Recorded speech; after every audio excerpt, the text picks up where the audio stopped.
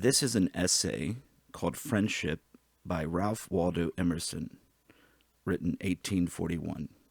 It begins with a poem.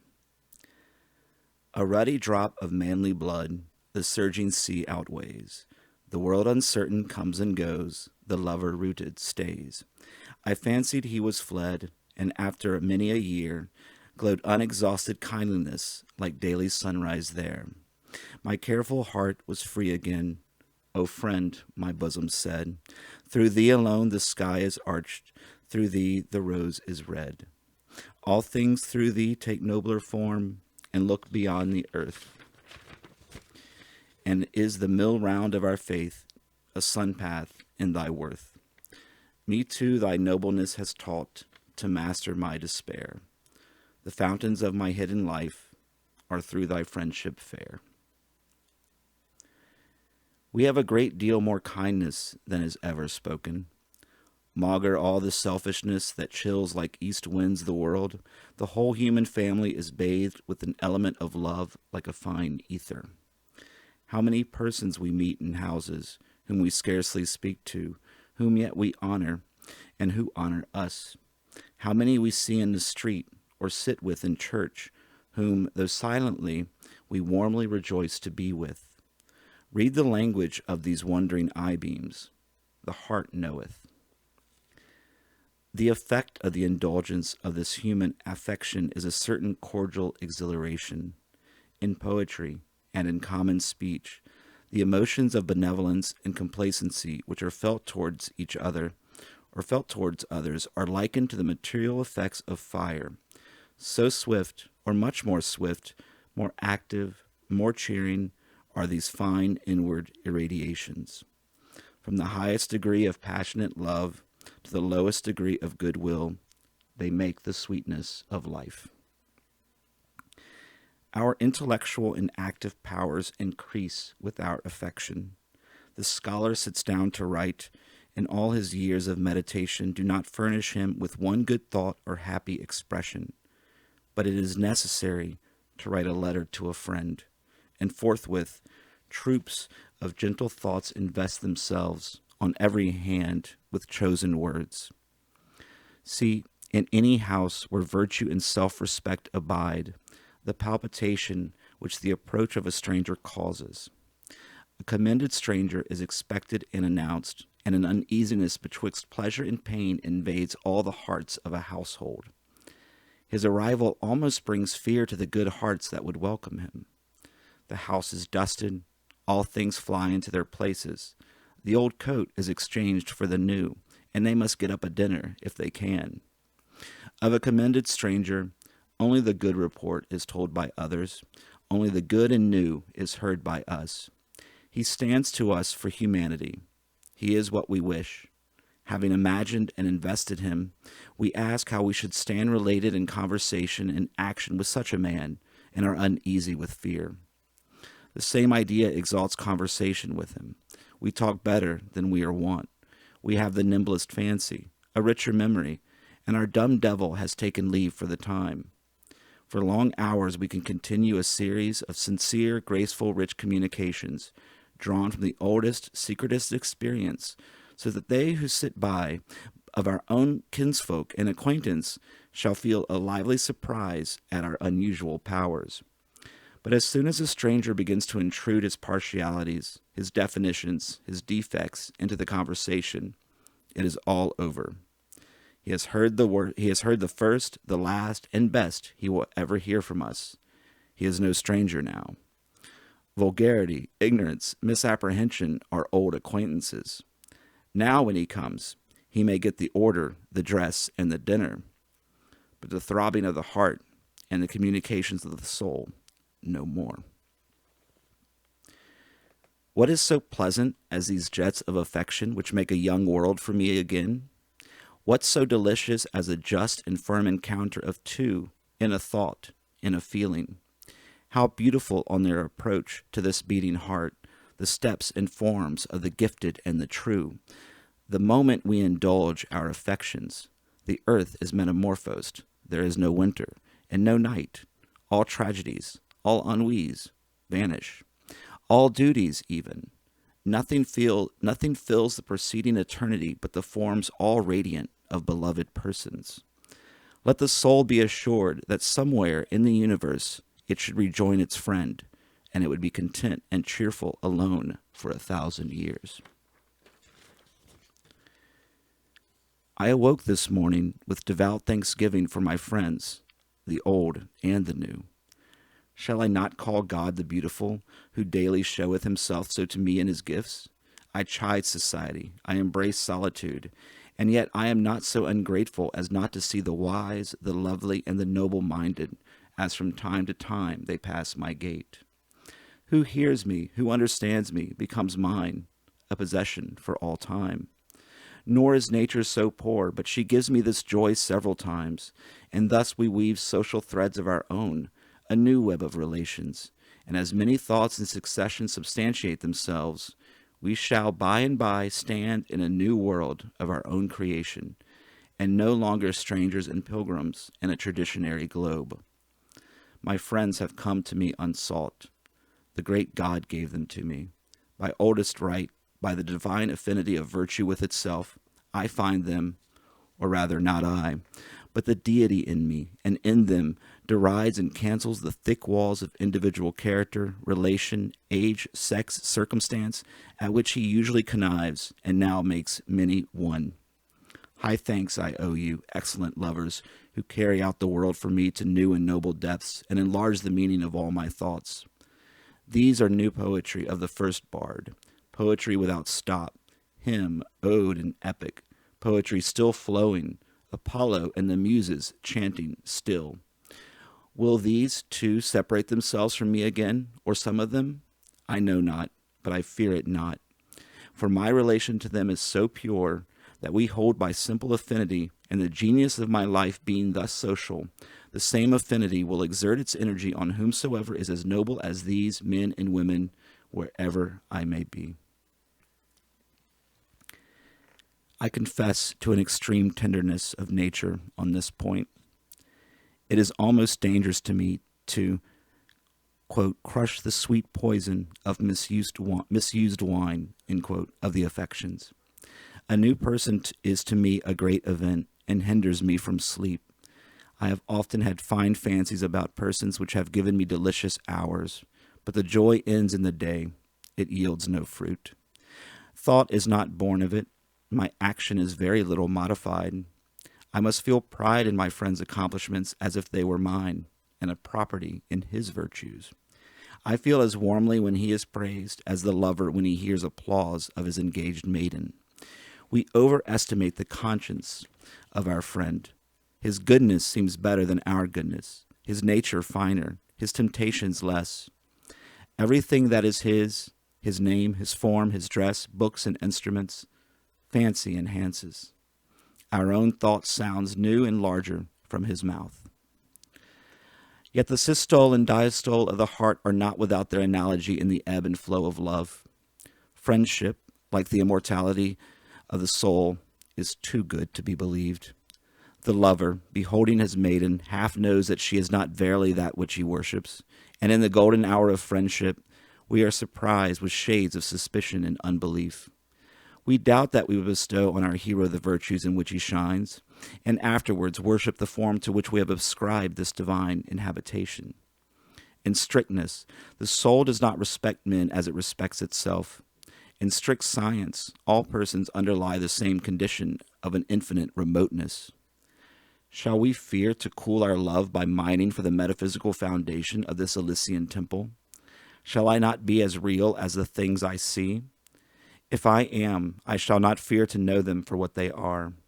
Their essence is not less beautiful than their appearance, though it needs finer organs for its apprehension. The root of the plant is not unsightly to science, though for chaplets and festoons we cut the stem short. And I must hazard the production of the bald fact amidst these pleasing reveries, though it should prove an Egyptian skull at our banquet. A man who stands united with his thought conceives magnificently of himself. He is conscious of a universal success, even though bought by uniform particular failures.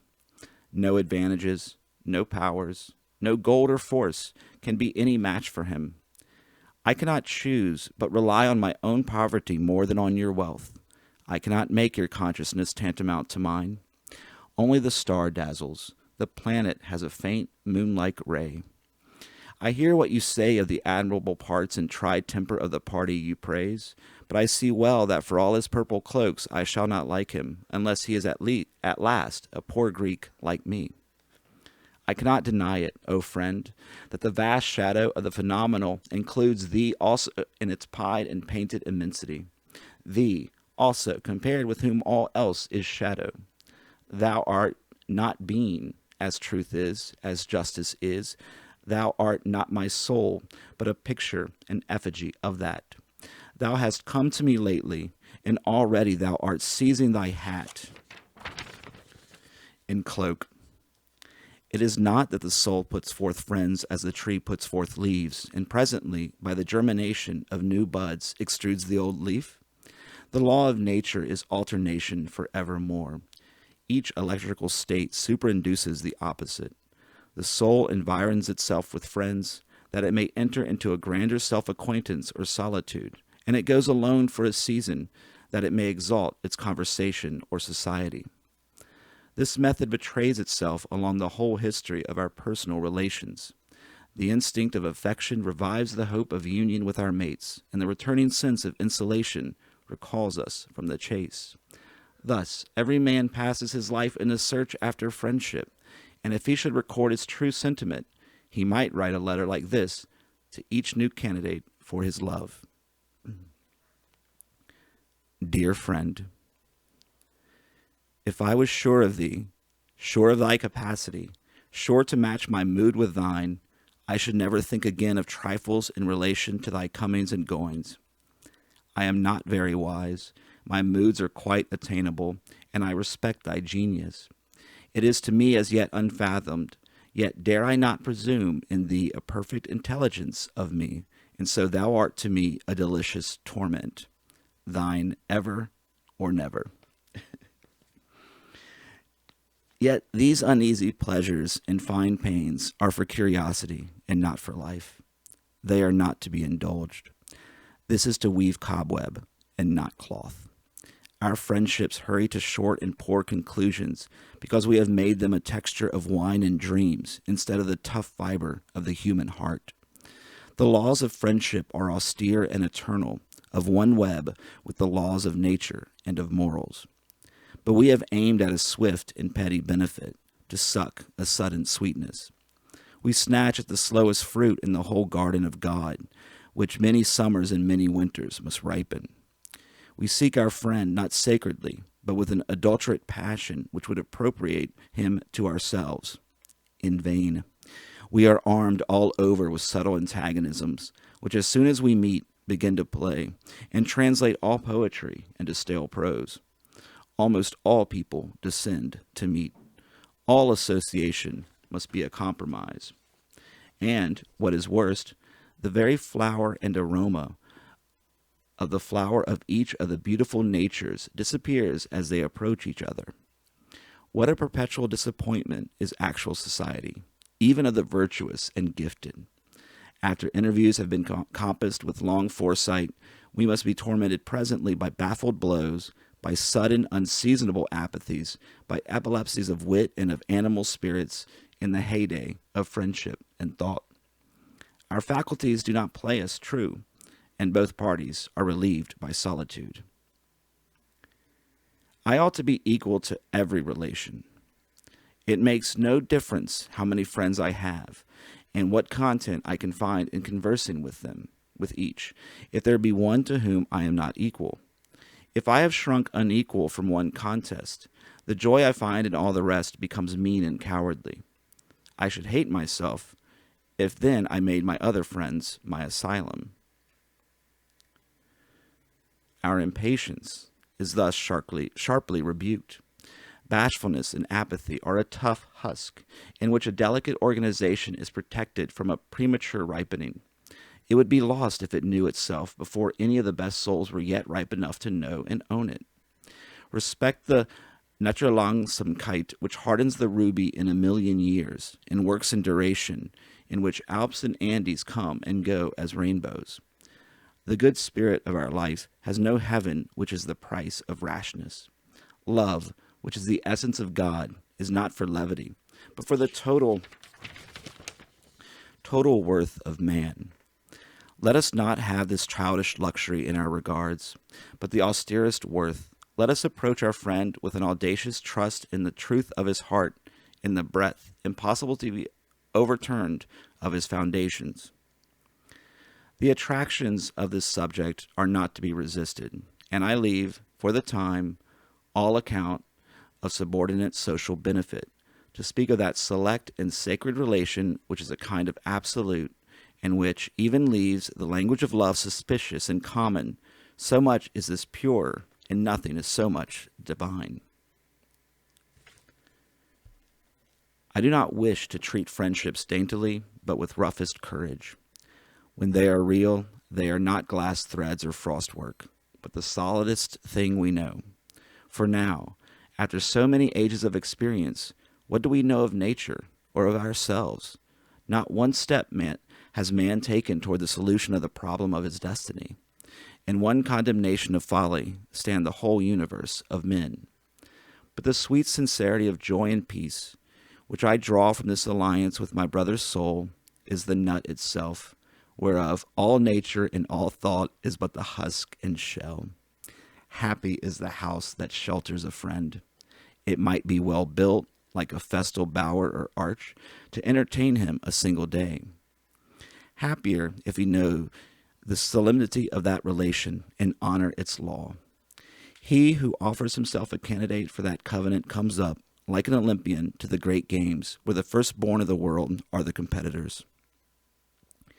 He proposes himself for contests where time, want, danger are in the lists, and he alone is victor, who has truth enough in his constitution to preserve the delicacy of his beauty from the wear and tear of all these.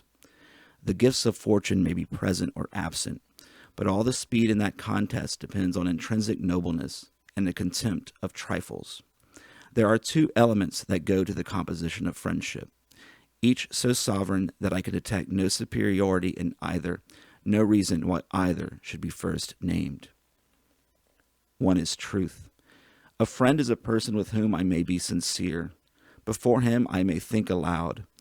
I am arrived at last in the presence of a man so real and equal that I may drop even those undermost garments of dissimulation, courtesy, and second thought, which men never put off, and may deal with him with the simplicity and wholeness with which one chemical atom meets another. Sincerity is the luxury allowed, like diadems and authority, only to the highest rank, that being permitted to speak truth as having none above it to court or conform unto. Every man alone is sincere. At the entrance of a second person, hypocrisy begins. We parry and fend the approach of our fellow man by compliments, by gossip, by amusements, by affairs. We cover up our thought from him under 100 folds. I knew a man who, under a certain religious frenzy, cast off this drapery, and, admitting all compliment and commonplace, spoke to the conscience of every person he encountered, and that with great insight and beauty. At first he was resisted, and all men agreed he was mad.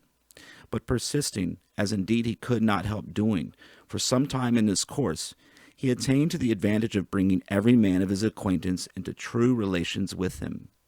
No man would think of speaking falsely with him, or of putting him off with any chat of markets or reading rooms. But every man was constrained by so much sincerity to the like plain dealing. And what love of nature, what poetry, what symbol of truth he had, he did certainly show him. But to most of us, society shows not its face and eye, but its side and its back. To stand in true relations with men in a false age is worth a fit of insanity, is it not? We can seldom go erect. Almost every man we meet requires some civility, requires to be humored. He has some fame, some talent, some whim of religion or philanthropy in his head that is not to be questioned, and which spoils all conversation with him. But a friend is a sane man who exercises not my ingenuity, but me. My friend gives me entertainment without requiring any stipulation on my part. A friend, therefore, is a sort of paradox in nature. I, who alone am, I who see nothing in nature, whose existence I can affirm with equal evidence to my own, behold now the semblance of my being in all its height, variety, and curiosity, reiterated in a foreign form, so that a friend may be well reckoned the masterpiece of nature. The other element of friendship is tenderness. We are holden to men by every sort of tie, by blood, by pride, by fear, by hope, by lucre, by lust, by hate, by admiration, by every circumstance and badge and trifle. But we can scarce believe that so much character can subsist in another as to draw us by love. Can another be so blessed, and we be so pure, that we can offer him tenderness? When a man becomes dear to me, I have touched the goal of fortune. I find very little written directly to the heart of this matter in books, and yet I have one text which I cannot choose but remember. My author says, I offer myself faintly and bluntly to those whose I effectually am, and tender myself least to him to whom I am the most devoted. I wish that friendship should have feet as well as eyes and eloquence. It must plant itself on the ground before it vaults over the moon. I wish it to be a little of a citizen before it is quite a cherub. We chide the citizen because he makes love a commodity. It is an exchange of gifts, of useful loans. It is good neighborhood. It watches with the sick. It holds the pall at the funeral, and quite loses sight of the delicacies and nobility of the relation. But though we cannot find the god under this disguise of a sutler, yet on the other hand, we cannot forgive the poet if he spins his thread too fine and does not substantiate his romance by the municipal virtues of justice, punctuality, fidelity, and pity. I hate the prostitution of the name of friendship to signify modish and worldly alliances. I much prefer the company of plowboys and tin peddlers to the silken and perfumed amity which celebrates its days of encounter by a frivolous display, by rides in a curricle, and dinners at the best taverns. The end of friendship is a commerce the most strict and homely that can be joined, more strict than any of which we have experience. It is for aid and comfort through all the relations and passages of life and death. It is fit for serene days and graceful gifts and country rambles, but also for rough roads and hard fare, shipwreck, poverty, and persecution. It keeps company with the sallies of the wit and the trances of religion. We are to dignify to each other the daily needs and offices of man's life, and embellish it by courage, wisdom, and unity. It should never fall into something usual and settled, but should be alert and inventive, and add rhyme and reason to what was drudgery. Friendship may be said to require natures so rare and costly, each so well-tempered and so happily adapted, and withal so circumstanced, for even in that particular, a poet says, love demands that the parties be altogether paired, that its satisfaction can very seldom be assured. It cannot subsist in its perfection, say some of those who are learned in this warm lore of the heart, betwixt more than two. I am not quite so strict in my terms, perhaps because I have never known so high a fellowship as others. I please my imagination more with a circle of godlike men and women variously related to each other, and between whom subsists a lofty intelligence. But I find this law of one-to-one peremptory for conversation, which is the practice and consummation of friendship. Do not mix waters too much. The best mix as ill as good and bad. You shall have very useful and cheering discourse at several times with two several men, but let all three of you come together, and you shall not have one new and hearty word. Two may talk, and one may hear, but three cannot take part in a conversation of the most sincere and searching sort. In good company there is never such discourse between two across the table as takes place when you leave them alone. In good company, the individuals merge their egotism into a social soul exactly coextensive with the several consciousnesses there present. No partialities of friend to friend, no fondnesses of brother to sister, of wife to husband, are there pertinent, but quite otherwise. Only he may then speak who can sail on the common thought of the party, and not poorly limited to his own. Now this convention, which good sense demands, destroys the high freedom of great conversation, which requires an absolute running of two souls into one. No two men, but, being left alone with each other, enter into simpler relations. Yet it is affinity that determines which two shall converse. Unrelated men give little joy to each other, will never suspect the latent powers of each. We talk sometimes of a great talent for conversation, as if it were a permanent property in some individuals. Conversation is an evanescent relation, no more. A man is reputed to have thought and eloquence. He cannot, for all that, say a word to his cousin or his uncle. They accuse his silence with as much reason as they would blame the insignificance of a dial in the shade. In the sun it will mark the hour. Among those who enjoy his thought, he will regain his tongue. Friendship requires that rare mean betwixt likeness and unlikeness, that piques each with the presence of power and of consent in the other party. Let me be alone to the end of the world, rather than that my friend should overstep, by a word or a look, his real sympathy. I am equally balked by antagonism and by compliance. Let him not cease an instant to be himself. The only joy I have in his being mine is that the not mine is mine. I hate, where I looked for a manly furtherance, or at least a manly resistance, to find a mush of concession. Better be a nettle in the side of your friend than his echo. The condition which high friendship demands is ability to do without it. That high office requires great and sublime parts. There must be very two before there can be very one. Let it be an alliance of two large, formidable natures, mutually beheld, mutually feared, before yet they recognize the deep identity which beneath these disparities unites them. He only is fit for this society who is magnanimous, who is sure that greatness and goodness are always economy, who is not swift to intermeddle with his fortunes. Let him not intermeddle with this. Leave to the diamond its ages to grow, nor expect to accelerate the births of the eternal. Friendship demands a religious treatment. We talk of choosing our friends, but friends are self-elected. Reverence is a great part of it. Treat your friend as a spectacle. Of course he has merits that are not yours, and that you cannot honor if you must needs hold him close to your person. Stand aside, give those merits room, let them mount and expand. Are you the friend of your friend's buttons, or of his thought? To a great heart he will still be a stranger in 1,000 particulars, that he may come near in the holiest ground.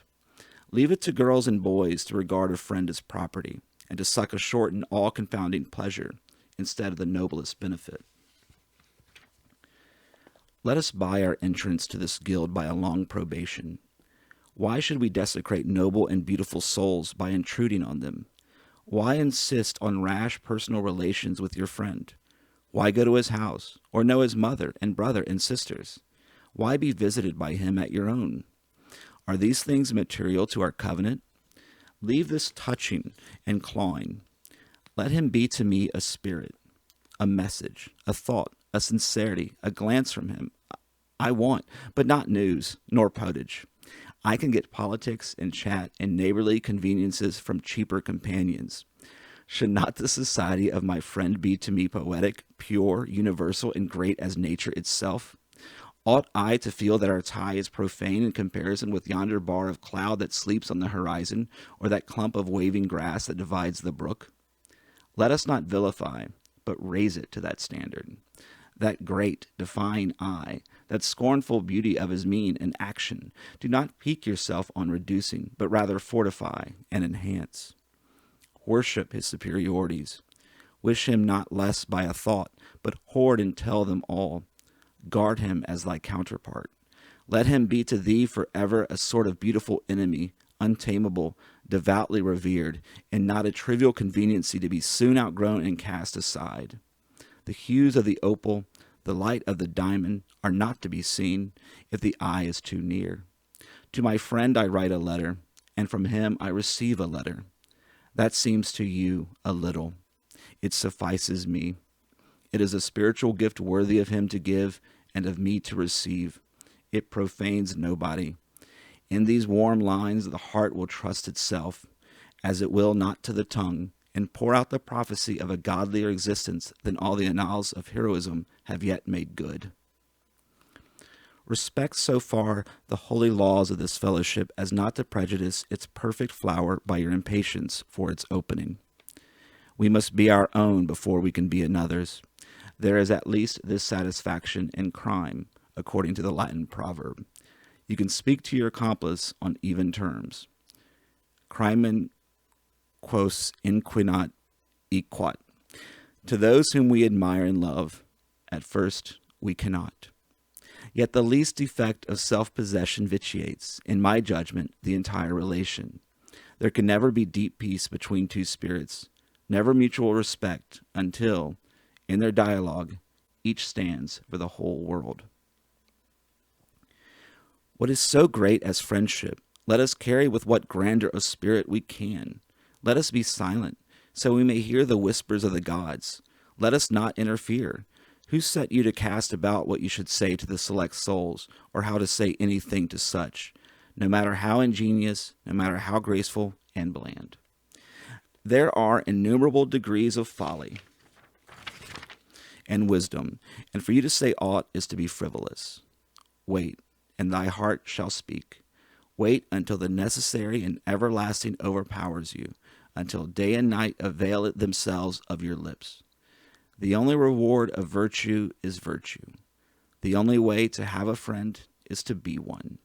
You shall not come near a man by getting into his house. If unlike, his soul only flees the faster from you, and you shall never catch a true glance of his eye. We see the noble afar off, and they repel us. Why should we intrude? Late, very late, we perceive that no arrangements, no introductions, no consuetudes or habits of society would be of any avail to establish us in such relations with them as we desire, but solely the uprise of nature in us to the same degree it is in them. Then shall we meet as water with water, and if we should not meet them then, we shall not want them, for we are already they. In the last analysis, love is only the reflection of a man's own worthiness from other men. Men have sometimes exchanged names with their friends, as if they would signify that in their friend each loved his own soul. The higher the style we demand of friendship, of course the less easy to establish it with flesh and blood. We walk alone in the world. Friends, such as we desire, are dreams and fables, but a sublime hope cheers ever the faithful heart, that elsewhere, in other regions of the universal power, souls are now acting, enduring, and daring, which can love us and which we can love. We may congratulate ourselves that the period of non-age, of follies, of blunders, and of shame is past in solitude, and when we are finished men, we shall grasp heroic hands in heroic hands. Only be admonished by what you already see, not to strike leagues of friendship with cheap persons, where no friendship can be. Our impatience betrays us into rash and foolish alliances which no God attends. By persisting in your path, though, you forfeit the little you gain the great. You demonstrate yourself so as to put yourself out of the reach of false relations, and you draw to you the firstborn of the world, those rare pilgrims whereof only one or two wander in nature at once, and before whom the vulgar great show as spectres and shadows merely. It is foolish to be afraid of making our ties too spiritual, as if so we could lose any genuine love. Whatever correction of our popular views we make from insight, nature will be sure to bear us out in, and though it seems to rob us of some joy, will repay us with a greater. Let us feel, if we will, the absolute insulation of man. We are sure that we have all in us. We go to Europe, or we pursue persons, or we read books, in the instinctive faith that these will call it out and reveal us to ourselves. Beggars all. The persons are such as we, the Europe an old faded garment of dead persons, the books their ghosts. Let us drop this idolatry. Let us give over this mendicancy. Let us even bid our dearest friends farewell and defy them, saying, "Who are you? Unhand me. I will be dependent no more." Ah, Seest thou not, O brother, that thus we part only to meet again on a higher platform, and only be more each other's, because we are more our own? A friend is Janus-faced. He looks to the past and the future. He is the child of all my foregoing hours, the prophet of those to come, and the harbinger of a greater friend. I do then with my friends as I do with my books. I would have them where I can find them, but I seldom use them. We must have society on our own terms, and admit or exclude it on the slightest cause. I cannot afford to speak much with my friend. If he is great, he makes me so great that I cannot descend to converse. In the great days, presentiments hover before me in the firmament. I ought then to dedicate myself to them. I go in that I may seize them. I go out that I may seize them. I fear only that I may lose them receding into the sky, in which now they are only a patch of brighter light. Then, though I prize my friends, I cannot afford to talk with them and study their visions, lest I lose my own. It would indeed give me a certain household joy to quit this lofty seeking, this spiritual astronomy, or search of stars, and come down to warm sympathies with you. But then I know well I shall mourn always the vanishing of my mighty gods. It is true, next week I shall have languid moods, when I can well afford to occupy myself with foreign objects. Then I shall regret the lost literature of your mind, and wish you were by my side again. But if you come, perhaps you will fill my mind only with new visions, not with yourself, but with your lustres, and I shall not be able any more than now to converse with you. So I will owe to my friends this evanescent intercourse. I will receive from them not what they have, but what they are. They shall give me that which properly they cannot give, but which emanates from them. But they shall not hold me by any relations less subtle and pure. We will meet as though we met not, and part as though we parted not. It has seemed to me lately more possible than I knew to carry a friendship greatly on one side without due correspondence on the other. Why should I cumber myself with regrets that the receiver is not capacious? It never troubles the sun that some of his rays fall wide and vain into ungrateful space, and only a small part on the reflecting planet. Let your greatness educate the crude and cold companion. If he is unequal, he will presently pass away, but thou art enlarged by thy own shining, and no longer a mate for frogs and worms, dost soar and burn with the gods of the Empyrean. It is thought a disgrace to love unrequited, but the great will see that true love cannot be unrequited. True love transcends the unworthy object, and dwells and broods on the eternal. And when the poor interposed mask crumbles, it is not sad, but feels rid of so much earth, and feels its independency the surer. Yet these things may hardly be said without a sort of treachery to the relation. The essence of friendship is entireness, a total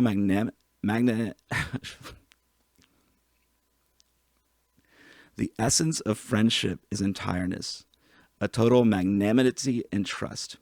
It must not surmise or provide for infirmity. It treats its object as a god, that it may deify both.